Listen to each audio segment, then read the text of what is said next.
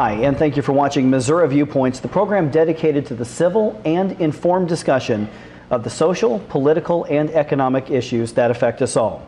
I'm Mike Ferguson, and as always, we're coming to you from downtown Grandview and the Hard Bean Cafe. Well, campaigns and politics are supposed to be a contest of ideas, a contest judged regularly by voters. But is that contest beneficial when not all the teams are allowed to play? My guest this week says no. Bob, thank you for being here. This is Bob Sullentrup, the founder of Rock the Debates, former chairman of the Missouri Libertarian Party, and current national secretary of the Libertarian Party. Bob, thanks for being here in Grandview. Happy to be here. Well, let's go ahead and get right to the obvious question. What is Rock the Debates, and why did you start it? Well, Rock the Debates is an attempt to get third-party and independent candidates who have a mathematical chance of winning the presidency to be included in the presidential debates in 2008. And the reason we started that was because they have not been included in the debates for a long time, since, I guess, with the exception of Ross Perot in 1992, since 1988, when the Commission on Presidential Debates was founded.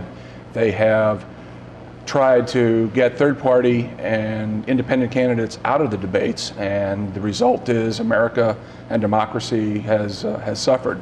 We have people over in Iraq dying today to promote democracy in the world, and yet we can't even get our third-party candidates into debates in America, and there's something really wrong with that. Well, let's go and take a look at the video and what you've got available on your website. Here's what some of the presidential candidates said when they were asked if they supported allowing a third party or independent candidates into the presidential debates against the Republicans and the Democrats.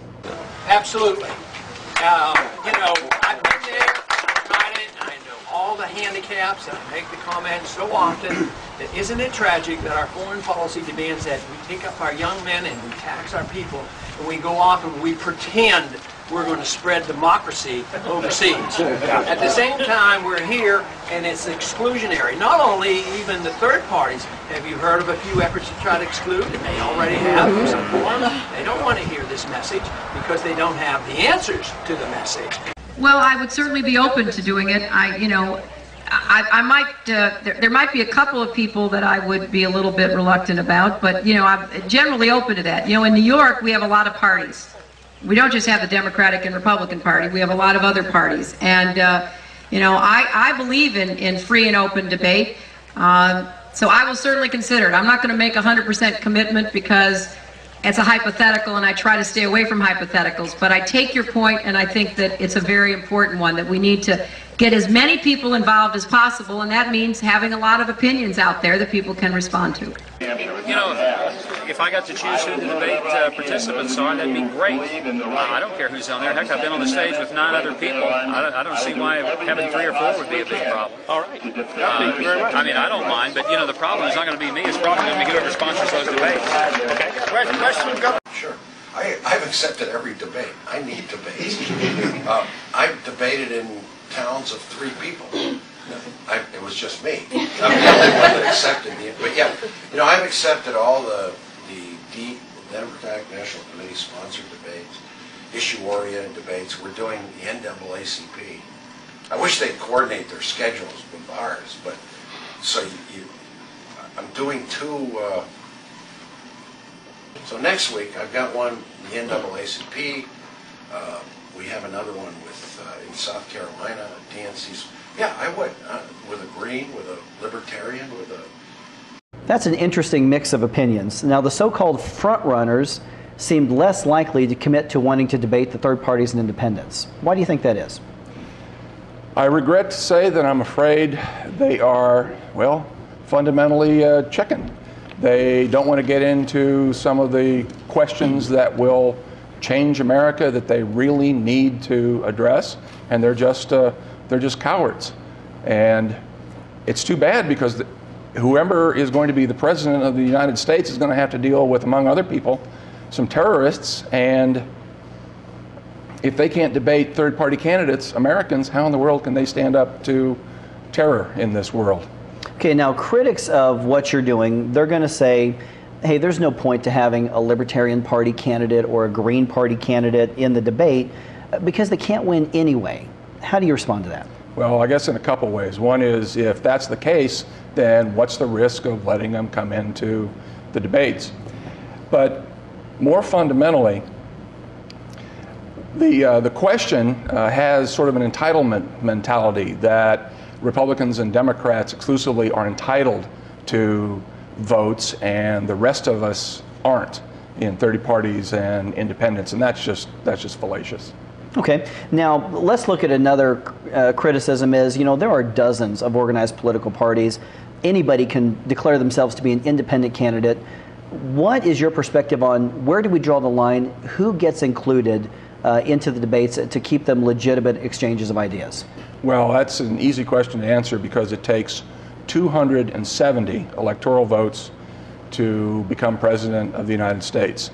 So there's only a handful of candidates going back to the Civil War who have managed to be on the ballots in enough states to get that many, not necessarily 270 because obviously we've added more states over the years, but what we're going after is a mathematical chance.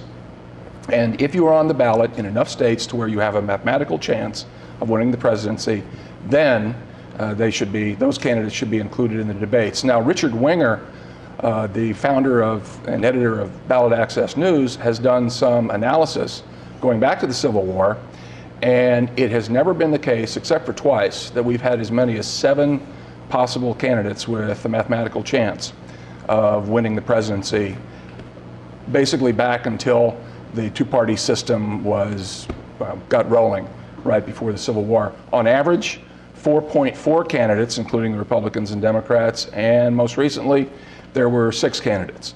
So if we can choose Miss America from among 50, we can easily choose a president from among 6. And frankly, 6 is a smaller number than the Democrats, for example, had in South Carolina and New Hampshire earlier in the campaign. They had, I think, 9 or something. Okay, now, if you're successful, and if a viable third party and or independent candidate is allowed into these debates against the Republicans and Democrats, how do you think that would change campaigns, and how do you think that would change governing? Look at what happened in 1992 when Perot got into the debates. He basically changed the debates. He changed the conversation of the country. If we are successful, we'll make history. There's no question. The outcomes, the things that will be allowed to be discussed, the issues that will be raised. And this is a very important time for America. And the issues are just too vital to be ignored. And finally, we'll get full, meaningful debate. Can't guarantee that, but we think that it'll certainly be vastly better than what we have now. And if you look at the Nielsen ratings, presidential debates have been declining in terms of viewership over the years. So it'll just enliven it and make it something that many more Americans will have an interest in and want to watch. Okay, Bob, thank you for coming out to Grandview and being on the program. As always, thanks for watching. Be sure to come back next week. And when you're in Grandview, come out to the Hard Bean Cafe. Try the Irish Cream Cappuccino. We'll see you next week.